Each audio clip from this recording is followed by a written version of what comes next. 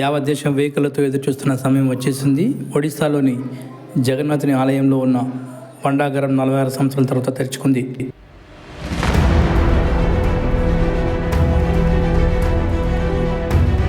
Justice Biswanath Rath సూచనలతో అధికారులు భండాగారాన్ని తెరిచారు. రహస్య గదిలోని నిధిని లెక్కించేందుకు వేరే ప్రాంతానికి అధికారులు పెట్టెలను తరలిస్తున్నారు.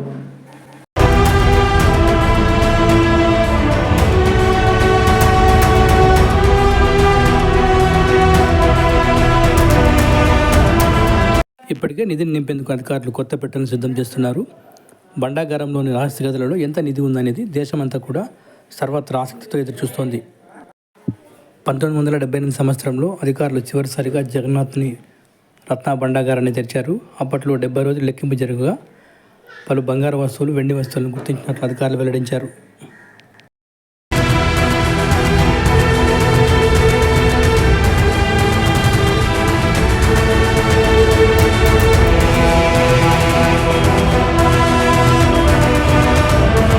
భాండాగారంలోని గదులను పూర్తి స్థాయిలో తెరిచినట్లుగా సీఎంఓ ప్రకటన విడుదల చేసింది.